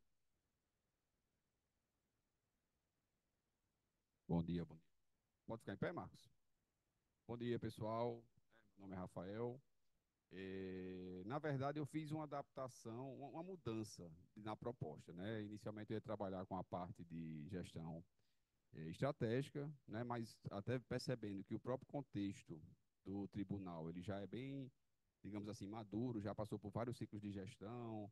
Aí eu disse, ó, Marcos, eu sugiro, né, uma mudança, a gente alinhou isso e ficou bem bacana. Esse tema de engajamento no trabalho, já trabalho há alguns anos, né, com foco na tese de doutorado, que eu finalizei lá em 2019, e a ideia é trazer uma perspectiva mais, assim, uma proposta até de intervenção para a gente aplicar alguns conhecimentos práticos, né. Na verdade, o que eu tento fazer, né, com esse conhecimento bem teórico que a gente vê no doutorado, é traduzir isso de uma forma prática para que a gente possa quebrar um pouquinho dessa distância, né? Então, vou falar um pouquinho de teoria, mas como aplicar uma teoria, um modelo aqui da psicologia na prática, né? Eu fiz um trabalho com a Justiça Federal do Ceará no final do ano passado e foi bem positivo, e foi daí que surgiu esse insight, né? Que eu fiz um trabalho com os diretores de varas, né? E assim, na verdade, surgiu uma questão bem interessante da demanda por divulgar mais esse tipo de conhecimento e difundir, né, que os gestores tenham mais habilidades em relação a trabalhar engajamento no trabalho. Tá? Porque a gente sabe hoje em dia, aqui é só uma agenda, né, do que eu vou falar, uma breve introdução, alguns aspectos conceituais que eu trouxe, tá, gente? De forma bem rápida, para vocês entenderem o objetivo, a metodologia de trabalho, o porquê de fazer isso, que eu já expliquei até um pouquinho, e o fechamento, tá? Então, assim, hoje em dia, o conhecimento técnico não é mais novidade. Todo mundo precisa saber, e isso não é o diferencial, né? Na verdade, hoje em dia, na iniciativa privada, principalmente, a pessoa é contratada pelo currículo e demitida pelo comportamento. Já ouviram isso? E no serviço público, isso às vezes é até um entrave grande, porque a pessoa entra por meio de um concurso e você não pode, assim, né, até o processo de exoneração tem que fazer muita coisa, né? E até acontece, mas aí a pessoa, você tem que conviver o resto da vida com, entre aspas, aquela situação, certo? Mas na iniciativa privada isso é muito comum. Inclusive fiz uma visita ao Porto Digital e o pessoal que trabalha com startup lá, eles falaram, olha, eu contrato agora colaboradores que são desenrolados. Pode ser formado em biologia. A gente treina aqui. Eu quero que ele saiba trabalhar em equipe e ouvir. Esse é o pré-requisito, né? Beleza, então, engajamento no trabalho, tá? É baseado nesses três aspectos: vigor, dedicação e absorção. Vigor é aquela sensação que você está energizado, você está cheio de energia para ir trabalhar, né? Então, isso é muito comum a gente passar por vários estágios, né? Tanto de falta de energia quanto energia, né? Que você acorda e diz, poxa, eu vou trabalhar, né? Estou realmente me sentindo bem, certo? Em ir ao trabalho e fazer o trabalho, certo? Dedicação, de fato o nome já é meio que autoexplicativo, é quando você está dedicado com o trabalho e se importa, né? Se importa com o que acontece no dia a dia, tá? Que é um dos aspectos, como hoje em dia, que a gente vê, na verdade, o inverso disso, do burnout, que eu vou falar um pouquinho mais na frente, que é o cinismo, né? Quando você diz que aquela pessoa é cínica e tal, é aquela pessoa que não se importa mais com nada. Pode cair o mundo, o problema que for, ei, deu minha hora, tchau, pessoal, amanhã estarei aí às 8, né? Enfim, isso aí inclusive entrou até no CID agora, né? A questão do burnout, né? Então, a gente está trabalhando nesse aspecto, né, que tem relação com o burnout, certo? E absorção, imagino que todos vocês já experimentaram a sensação de absorção, que é aquela sensação que a hora voa. E você está trabalhando, quando olha para o relógio, você estava tão absorvido ou concentrado naquele trabalho que a hora voou e já são 10 horas da noite e eu, né, nem vi o tempo passar. Que isso é uma coisa boa também, certo? Beleza, então isso é chamado do construto do engajamento no trabalho. Eu não vou entrar nesses detalhes muito teóricos, né? Porque não tem tempo. E também não é o meu foco, né, com esse trabalho, certo?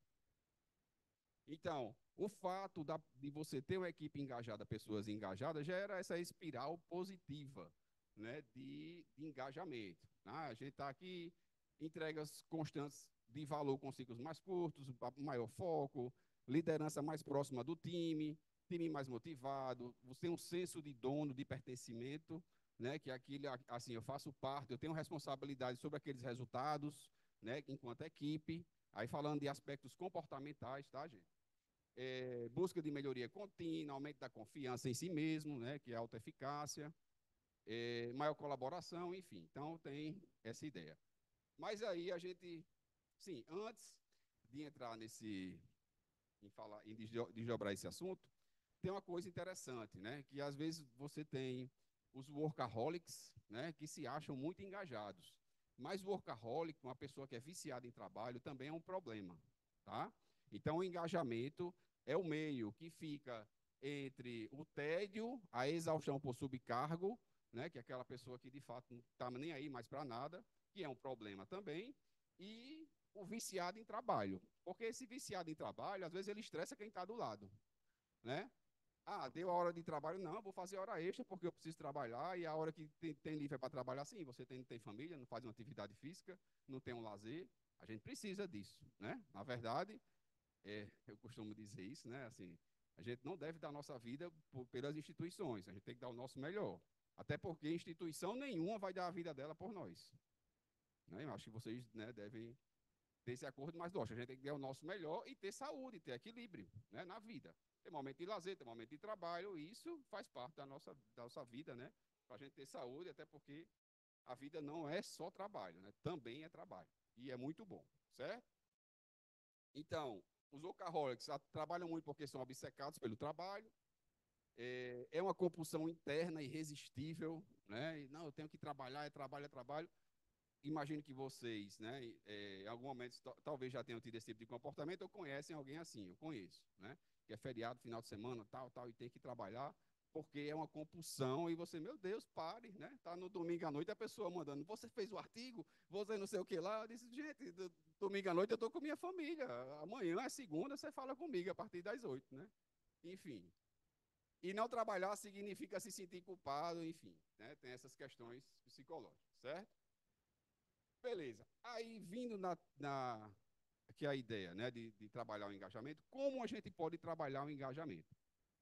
Tem um modelo da psicologia, que foi o modelo que eu usei até na pesquisa lá do doutorado, que explica essa relação, tá, entre engajamento no trabalho, burnout e demandas e recursos do trabalho, certo? Isso é um modelo já validado, surgiu lá na Universidade de Utrecht, na Holanda, desde 2001, né, que os pesquisadores vêm trabalhando com ele, enfim, já tem muita validação. Então, a gente tem aqui, eu vou explicar já o que são esses recursos aqui, e o que são essas demandas. Esses recursos do trabalho pessoais, né, ele tem um impacto positivo no engajamento, no trabalho, que envolve aqueles 3 aspectos, que tem um impacto positivo na performance no trabalho. E as demandas do trabalho impactam o burnout, né, que é aquela ideia de baixa realização profissional, cinismo, né? Você tem uma perda de eficiência, né? De modo geral na vida, certo? E, lógico, tem impacto negativo na performance, certo? E quando eu tenho recursos pessoais e do trabalho, isso minimiza esse impacto das demandas. Mas eu vou explicar, para entender melhor, o que são essas demandas e recursos do trabalho, né, gente? Não é dinheiro, não é ter carro, não são essas coisas materiais, são coisas, de fato, relacionadas ao psicológico, tá? Demandas do trabalho. Aí vocês vejam se isso tem alguma coisa a ver com o nosso trabalho do dia a dia, independente da área. Pressão por prazo curto, elevada carga de trabalho. Aí eu pergunto, a grande questão, quando eu estava lá na Justiça Federal do Ceará, o pessoal disse, agora a gente está com digitalização de processos, né, tudo no PJE, empurraram mais processo. Quando era tudo físico, eu tinha a mesma equipe que conseguia dar conta. Agora estou com triplo de processo para dar conta na minha vara lá e não consigo porque é muita coisa. Mas foi digitalizado e, tipo assim, o fato de ter sido digitalizado, achou que a gente ia conseguir dar conta de um volume 6 vezes maior. Mas eu preciso de gente, né? Não sei se é o contexto aqui do TRT, mas, assim, foi uma dor que eu ouvi lá, né? E isso gera o quê? Estresse, né? Conflitos interpessoais é muito comum, né, mas precisa saber lidar com isso. Exigências emocionais, né, aí você pode ter chefes ausentes, negociações difíceis. Exigências intelectuais, né, no trabalho. Conflito entre demanda de trabalho e a vida pessoal, que envolve essa questão de você ter o equilíbrio, certo? Conflito de papéis, ambiguidade de papéis, né? Enfim, tem algumas questões. Percebam que essas demandas do trabalho são demandas relacionadas ao psicológico, certo? Fatores psicológicos, né? E comportamentais, certo? E recursos do trabalho, que é esse aspecto que eu falei, que ele tem impacto positivo aqui e ajudam, né, a contribuir para que as demandas não virem um problema, um burnout. São autonomia para fazer o trabalho, suporte psicossocial dos colegas, o fato de você ter um problema, uma necessidade, e seu colega está disposto a lhe ajudar, né, que é o que deve ser. Inclusive, isso virou até um desafio com o advento do trabalho remoto, né? Tem pessoas que se adaptaram muito bem, mas tem outras que não. Eu fico só aqui, eu não falo mais com ninguém, eu não vejo ninguém, eu estou triste. Tem isso também, né? Eu tinha saudade. Já tem outras que não. Não, estou aqui em casa, perfeito, consigo fazer tudo, consigo organizar minha rotina. E isso é uma coisa até complexa nesse contexto atual, certo? Oportunidade de crescimento na carreira, feedback construtivo de desempenho, que não é todo mundo que sabe fazer isso.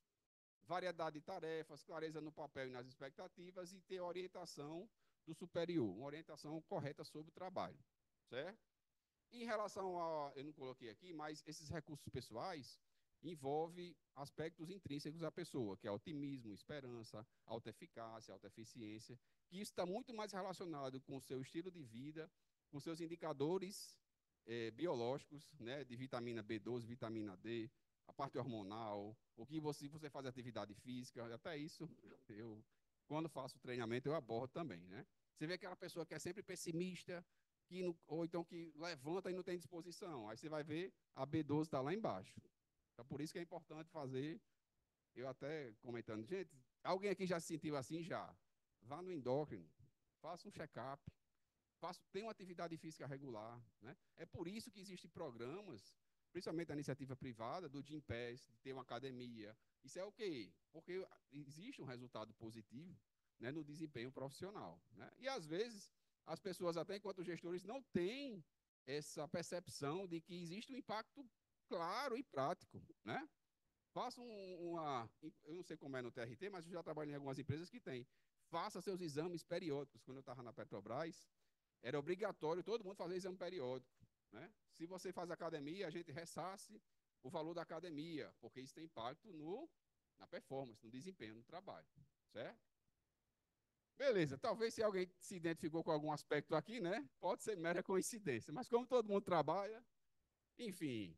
E qual é o objetivo da proposta, né? Dentro desse contexto todo? Promover estratégias e ações que fomentam o engajamento no trabalho, visando a construção de um ambiente organizacional mais produtivo e motivador, né? Enfim, no qual os servidores do DRT se sintam mais valorizados, comprometidos e alinhados com os objetivos, certo? Então, a ideia é que a gente tenha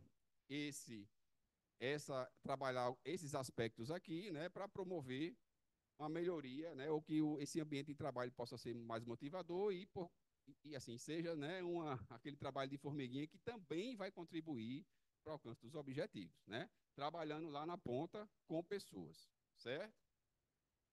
Aí, assim, qual é a ideia, né, da metodologia de trabalho? A gente tem um diagnóstico inicial, eu já tenho, assim, uma ideia de como fazer isso, mas é bom ouvir também, né, qual é o principal demanda. Eu já vi que dentro do plano tático de gestão de pessoas, né, tem muitas iniciativas de projetos para fazer treinamento nesse sentido, né, de gestão de pessoas e tal. Não vi nada relacionado especificamente a engajamento no trabalho, deve ser um tema mais novo, mas, enfim, se tiver, perfeito, que a gente pode somar, certo? Aí, o diagnóstico seria primeiro entender quem de fato precisa, mas uma sugestão minha que eu trago, usando a experiência do Ceará, é fazer um treinamento com os diretores das varas, né, que trabalham na ponta com prestação jurisdicional e geralmente coordenam equipes, né, que foi o que eu fiz lá, tá? E aí eu passaria para eles, né? Esses são esses três aspectos que eu trabalho nessa intervenção, nesse curso, que é trabalhar habilidades sociais, né? Engajamento no trabalho e burnout, e recursos pessoais e do trabalho. Eu passo 3 ferramentas práticas sobre cada aspecto desse, que eles podem replicar nas varas. Ou, se for o caso, em coordenações administrativas da área meio, certo? Aí tem que alinhar com o RH. Então, eu assim, faço o treinamento, são 2 dias seguidos, 4 encontros, né, manhã e tarde, dos 2 dias, e digo, olha, vocês têm esse ferramental aqui, ensino como usa, a gente aplica, faz mesa redonda, faz, né, faz aquele processo todinho, e agora que vocês aprenderam, repliquem não só as ferramentas, mas o conteúdo. Eles podem fazer esse levantamento. Então, a ideia é fazer essa intervenção, né? Que aí a gente poderia fazer 2 turmas, enfim, é isso que eu falo que precisa alinhar no diagnóstico, como seria. E aqui a gente já pode gerar até uma avaliação dos gestores, como é que está o engajamento, percepção de curso, certo? E a terceira fase seria porque aqui eu ia estimular eles que aplicassem, né, essas ferramentas de engajamento, de habilidades sociais, do engajamento, que eu já tenho tudo montado. E, assim, isso aqui, lógico, foi o fruto da tese, que eu consegui pegar esses modelos teóricos e transformar em ferramentas mais práticas, para eu conseguir conversar com o diretor que não é da academia. Gente, tem aqui uma folha em A3, o modelo está aqui, e você faz isso, pense assim e tal, enfim, né? Certo? E depois a gente faria uma avaliação dos resultados do treinamento que eles teriam aplicado lá na ponta, certo? E a gente veria, né? Lógico que, dependendo, eu imagino que tem uma questão de adesão, né? Mas acho que dá certo, né? A gente fazer essa avaliação. Mas, no mínimo, eu teria já fazer uma avaliação da gestão, né? Já estando com eles, certo? Então, enfim, eu já expliquei, né? A foco da proposta é capacitar esses servidores, então eles teriam esse conhecimento prático, e não só conhecimento, mas teriam ferramentas práticas para replicar isso, né? Certo. Aí eu já fiz um mapeamento aqui, né? São várias varas do trabalho, 10, né? Que o TRT tem. Eu não tenho dimensão de quantas pessoas tem ou de quantos diretores são. Peguei. Pronto. Aí porque eu peguei no site. Só Natal já dá um. Perfeito. Aí vamos para o diagnóstico para ver quantas turmas dariam desse treinamento. É tanto que eu deixei 2 meses para isso. Certo? Legal. Mas, enfim, que bom que temos pessoas, né, para trabalhar. Isso não é um problema. E tem as áreas meio, que é a parte administrativa. Aí a gente pode fazer turmas, né, de áreas de atividade fim e atividade meio e trabalhar com esse processo, tá? Aqui a justificativa, né, está alinhado com os processos de governança e gestão de pessoas, o professor Marcos apresentou lá no início, está alinhado com o plano tático, atende ao eixo 3 lá, valorização de servidores, humanização das relações de trabalho, melhoria das condições de trabalho, enfim. E desenvolvimento de competências, porque a gente está trazendo conhecimento para o gestor, né, para ele se desenvolver, né, e ter novas competências para gerenciar pessoas, tá? Aí, ó, só para fechar, pessoas engajadas apresentam melhor desempenho, são leais às organizações, diminuem a rotatividade, possuem atitude proativa, erram menos, ficam mais satisfeitas, sentem mais prazer por estar no trabalho, dificilmente apresentam queixas psicossomáticas que diminuem absenteísmo, afastamento ou atestado médico, certo? E são mais resistentes ao estresse. E estresse é algo comum e inerente ao nosso dia a dia, né? Não tem como fugir disso, certo? Então, era isso. Tá, gente? Obrigado. Valeu. Pessoal, só. Bruno, pode vir. Só pedir aí um pouco de paciência de vocês. A gente está um pouquinho estourado no tempo, né? Mas a gente vai conseguir cumprir aí até 11h30. Ei, Bruno, pode ficar à vontade. Bom dia. Por último, não é fácil, mas vou tentar aqui engajar, viu, Marcos, os colegas nesse processo. Tá? Feliz por essa oportunidade e parabenizar o Tribunal por esse protagonismo, reconhecendo que a pesquisa ela é muito mais financiada pelo público do que pelo privado e ela precisa retornar, né, para o nosso setor, para a sociedade.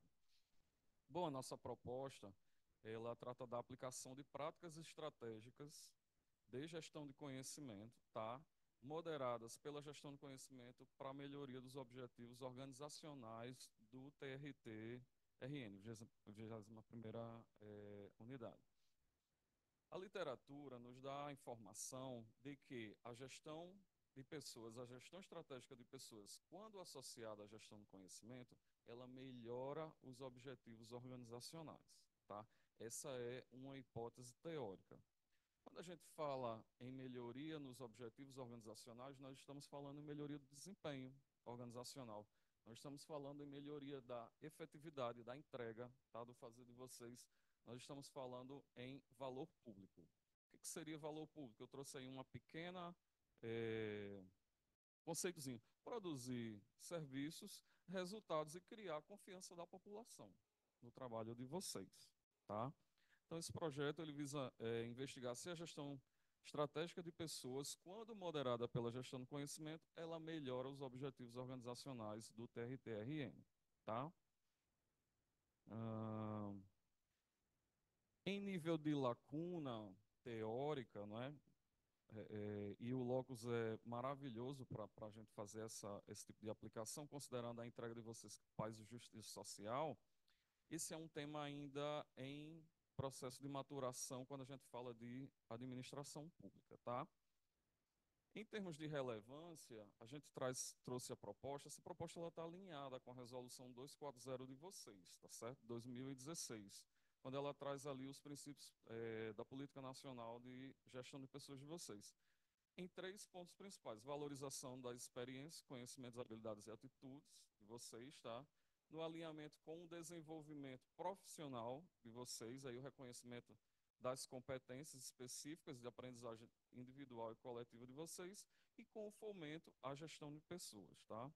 Um outro ato também que eu achei importante trazer para vocês foi o ato 123 de 2010, quando ele traz para a gestão de pessoas a importância de gerir competências, mapear essas competências organizacionais e profissionais também, tá? E um ponto que traz relevância para esse processo é a perda de conhecimento, a perda de know-how, como efeito de remoções, aposentadorias, né? A gente traz esse ponto também como uma relevante para a consecução desse trabalho.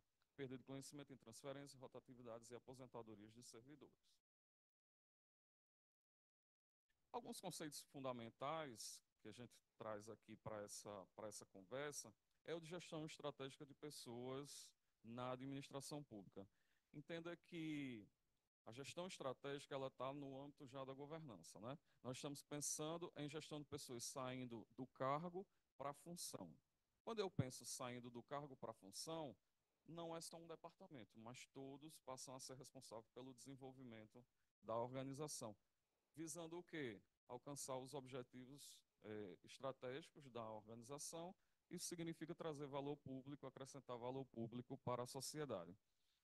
IDEMO, Costa e Cora, ano passado, validaram um modelo nesse sentido, tá? E eles trazem que na administração pública, em termos de práticas estratégicas, os subsistemas de recursos humanos são treinamento, desenvolvimento e educação, relacionamento, condições de trabalho e competências e avaliação de desempenho.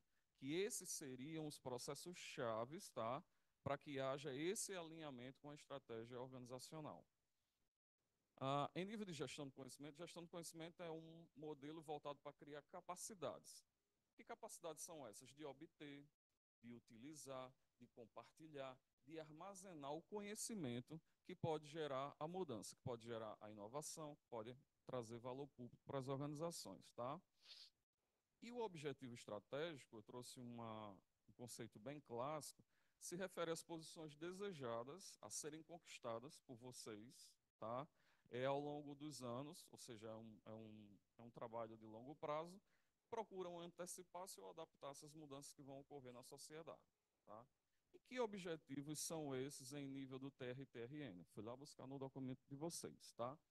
Vocês pensaram aqui no documento de vocês 21, 26, alguns objetivos importantíssimos, 11 objetivos importantíssimos, que vocês pretendem se adaptar para lá na frente, né, atenderem às demandas da sociedade. Então, estamos trazendo a proposta que, alinhando a gestão de pessoas de uma forma estratégica E moderando ela com a gestão do conhecimento, nós podemos chegar a esse ponto. Quando a gente fala em moderação, e aí eu não quero diminuir nenhum papel nem outro, mas só para a gente entender como é esse efeito moderador. Imagine aqui o papai e a mamãe. Tá? O papai e a mamãe estão discutindo por algum problema que houve. Se o filho chegar, naquele momento, o filho pequeno chegar, o que acontece? Arrefece, o colega colocou ali, dá uma parada. O que mais? Dá uma diminuída no processo. Ou seja, esse é o papel do efeito moderador. Então, o que eu estou querendo dizer? Se uma prática de gestão, estratégica de gestão de pessoas, ela, moderada pela gestão do conhecimento, fortalecer o objetivo organizacional, fortalecer os objetivos estratégicos do TRTRN, nós vamos estar recomendando, através de uma estatística, através de um estudo robusto, que isso seja aplicado aqui na instituição. Tá? Falando um pouco de gestão do conhecimento, já falei um pouco do conceito, ela é importante porque ela muda o foco, tá, da gestão de pessoas, das capacidades técnicas para as capacidades gerenciais e de aplicar o conhecimento de maneira eficiente, tá? Das estruturas rígidas e hierárquicas para as estruturas mais flexíveis e colaborativas, como, por exemplo, times de trabalho por projeto. A gestão do conhecimento, a partir da sua implantação, ela vem ressignificando, tá, os subsistemas clássicos de gestão de pessoas. Então, se você tinha antes os subsistemas clássicos, planejamento, suprimento, aplicação, desenvolvimento, que é o treinamento, né, desenvolvimento, manutenção, controle, com a gestão do conhecimento, esses subsistemas eles passaram a ser ressignificados para mapeamento interno e externo do conhecimento necessário para o atendimento dos objetivos organizacionais, captação de conhecimento e competências, aplicação do conhecimento e competências individuais a grupos de negócio e organização, disseminação do conhecimento, recompensa pelo conhecimento compartilhado, tá? Monitoramento do processo mediante sistemas integrados e veiculadores de informação. Imagine você, se você tivesse condições de ter um repositório, você tem um problema e você lança aquele problema num determinado fórum, onde várias pessoas vão poder estar contribuindo para a solução daquele problema, tá?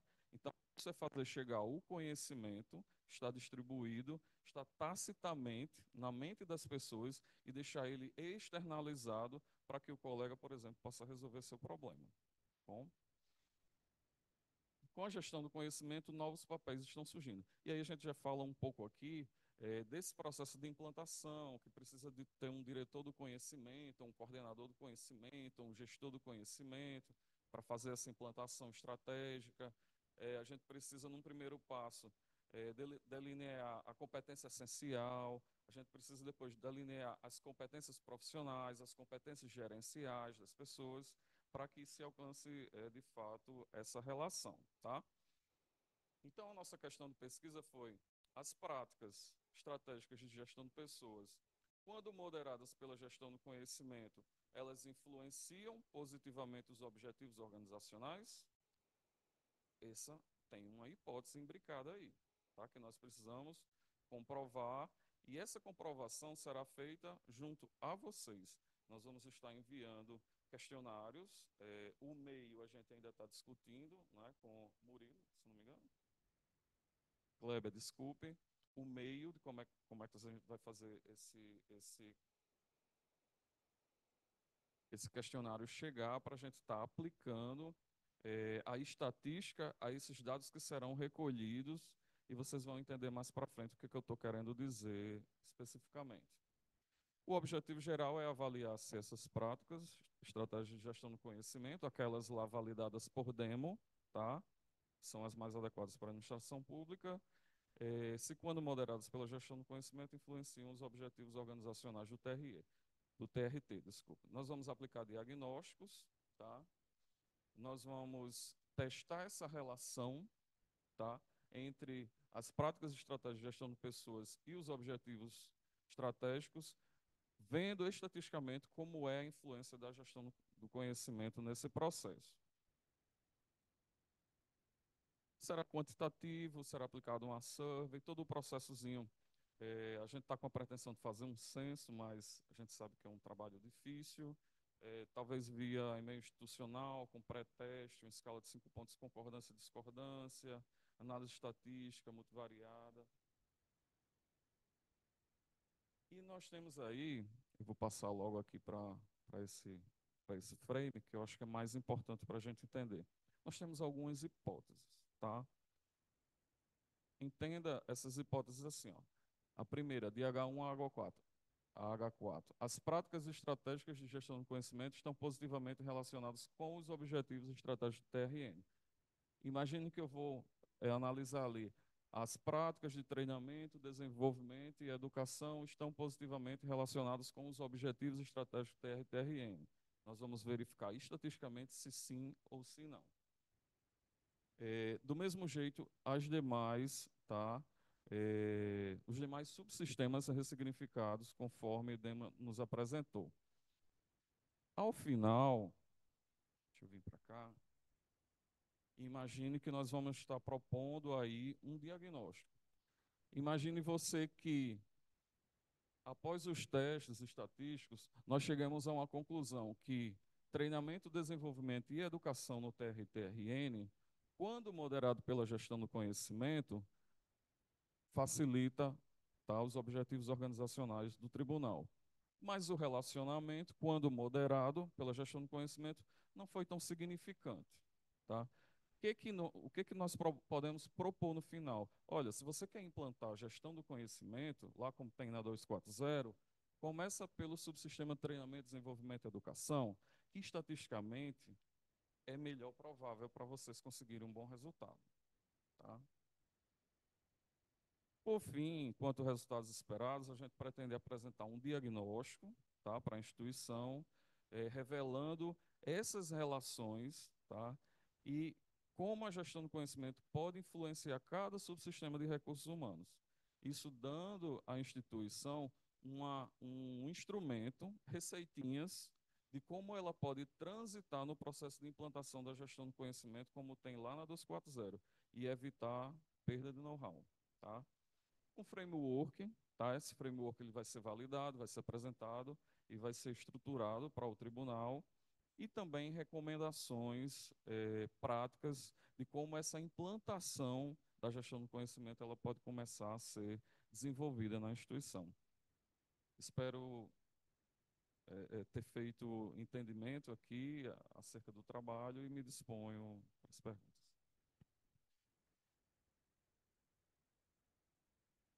Então, pessoal, queria agradecer a presença de todos, deixar o espaço aberto para que alguém, caso alguém queira tirar alguma dúvida, fazer alguma pergunta. Caso contrário, eu queria passar a palavra para o doutor Luciano para ele fazer o devido encerramento.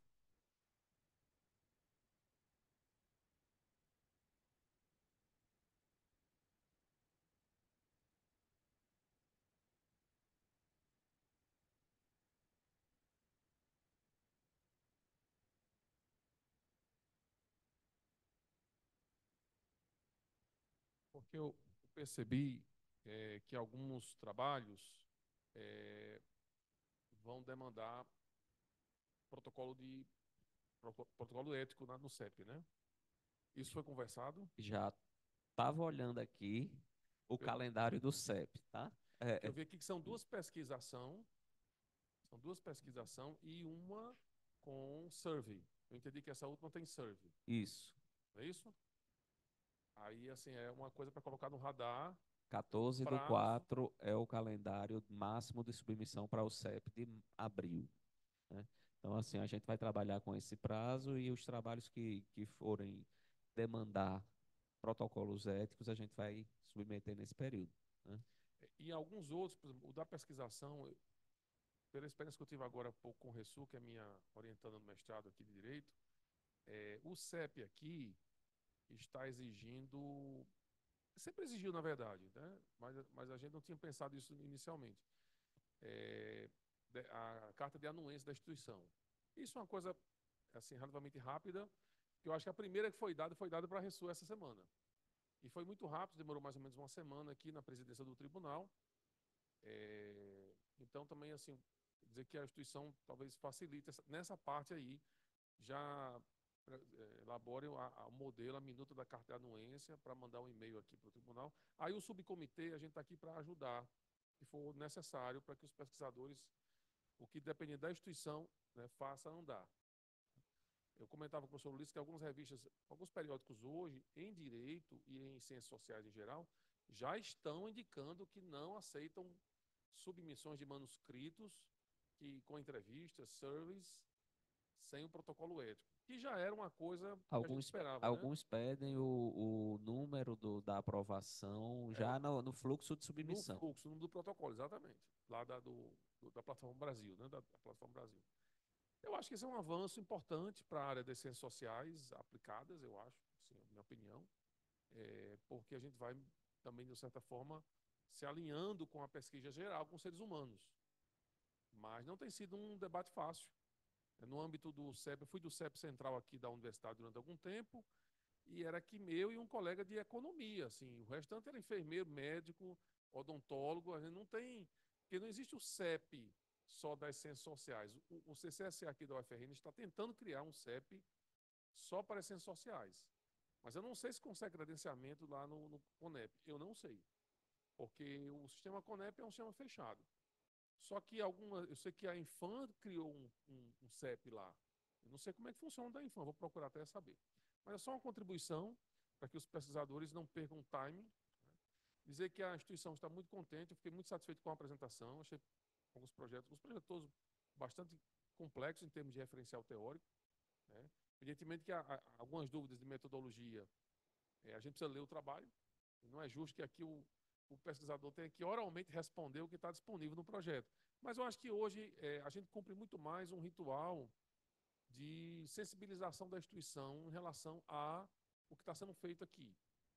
Eu digo em termos de projeto de pesquisa, de abertura para o edital, convênio com universidades. Então, essa é uma visibilidade, né, Haroldo, que a gente acha que é importante para a instituição, deixar documentado aqui tudo que aconteceu hoje pela manhã, da visibilidade para a administração do tribunal, para a administração da escola, e que a pesquisa entre no radar da instituição e que sirva de parâmetro para outras instituições. Neste momento, a rede de pesquisa judiciária da Justiça do Trabalho está olhando para esse evento. A gente vai depois tentar disponibilizar o vídeo, mas olhando não exatamente acompanhando online, que a gente não está tanto online, mas olhando assim, olhando com atenção o que a gente está fazendo aqui. E isso pode ser benéfico para outros pesquisadores do Brasil inteiro. E como foi dito muito bem, pesquisa no Brasil depende muito de financiamento público, especialmente na área de ciências sociais. E na área de saúde há uma lógica diferente de mercado. Mas nas ciências sociais não há muito espaço de financiamento. Então, todo mundo que tem um doutorado aqui, com certeza colocou lá, né, no seu projeto, financiamento próprio. Financiamento, quer dizer, você paga tudo, né? O doutorando, o mestrando, o doutorando é o sujeito que, salvo a bolsa da CAPES ou do CNPq, ele, na verdade, todo o recurso é dele. Todo o tempo dele é feito para o trabalho, sem nenhum tipo de parceria. Então, acho que esse é um ponto positivo, sinaliza para a rede que é integrada por 25 tribunais, 24 regionais e o TST. TST e Conselho. E eles estão vendo com muita atenção. Eu tenho procurado sempre divulgar, né, por meio do subcomitê, as atividades que a gente faz aqui. E vamos depois escolher o que eles estão fazendo por aí de bom também. Então, há duas, o professor Marcos já mencionou o Enajus, agora em novembro. E em agosto e setembro, mais ou menos, o TST também faz um seminário de pesquisa. E também faz. Vamos tentar ver se a gente abre lá a oportunidade também para vocês apresentarem no seminário de pesquisa do TST, né, que é o seminário de pesquisa da rede. Né? Vamos ver como é que a gente viabiliza isso, se não for possível o custeio do deslocamento, porque o valor do projeto realmente não é tão substancial em comparação com o preço das passagens aéreas, né? Mas a gente pode tentar viabilizar remotamente a participação. Vamos tentar ver isso, para dar maior visibilidade ao trabalho de vocês. Mas eu, pessoalmente, gostei muito das temáticas. né? Algumas são mais próximas à minha área de reflexão, outras nem tanto. Mas eu acho que esse desafio de termos o seminário, de termos aqui a apresentação dos projetos, foi um desafio atendido, na minha forma de ver, de maneira muito importante, tá certo? Era isso que eu tinha para contribuir, professor Marcos. Obrigado, doutor Luciano, mais uma vez pelo, pela fala e por todo o apoio, tá? Essa questão dos protocolos éticos é algo que a gente vai olhar com atenção a partir da próxima semana. A gente já estava conversando aqui nos bastidores sobre a questão da formalização dos projetos individuais, né, dentro da instituição, né? Então, a gente precisa fazer isso e, na sequência, fazer a submissão lá na plataforma Brasil, né? São, acho que, 3 projetos dos 5 que precisam submeter, tá? Então, acho que a gente tem boas chances, baixar lá o tutorial, os documentos e correr atrás, tá? Basicamente é isso. Alguma dúvida, pessoal? Alguma pergunta? Aproveitem que os colegas estão aqui, né, e que podem, de repente, esclarecer algo em específico que vocês tenham. Eu também.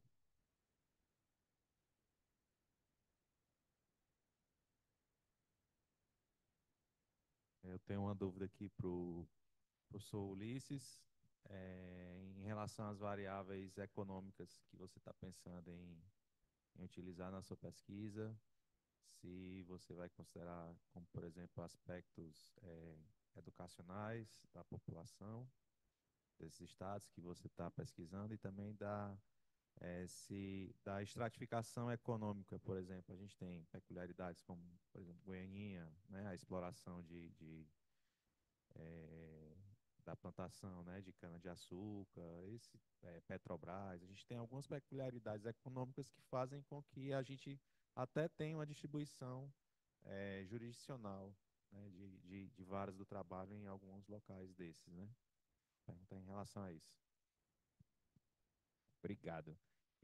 Com relação a esse ponto, a parte social, né, educacional, não estava no meu radar. Assim, particularmente, foi boa a dica, né? Acho que talvez valha a pena coletar e ver no que dá, né? Talvez taxa de alfabetização, nível de pessoas com diploma superior, ensino médio, que eu acho que é o que conta mais, é ensino médio aí nessa parte. Então, eu até agradeço a dica. Agora, essa segunda parte, eu já tinha refletido sobre isso e preliminarmente, a minha ideia é ignorar esse tipo de peculiaridade. Por quê? Porque eu acho que o dado agregado da atividade econômica, ele já meio que supriria isso aí, sabe? Eu tenho receio de como pensar a criação de uma variável que talvez fosse qualitativa acerca do desempenho econômico de um estado. Porque quando a pesquisa era sobre os municípios, aí talvez valesse mais a pena entrar nesse tipo de variável qualitativa sobre o que é que aquela região performa melhor em termos econômicos. Quando eu agreguei para o nível estadual, aí os estados são muito complexos, né? Até porque alguns são muito grandes, outros são, né, Amazônia, enfim, enorme. Então, eu acho que vou trabalhar com dados econômicos mais agregados. PIB, e aí, além de olhar o PIB, vou dar uma sacada na questão dos empregos, né? Empregos novos, empregos perdidos, carteiras assinadas, carteiras não mais assinadas, emprego informal e por aí vai. Obrigado aí pela pergunta. Eu também, inicialmente, eu queria agradecer todo o apoio da Escola Judicial, tá? Durante o processo seletivo, agora na organização desse evento e dos futuros, já agradecendo antecipadamente.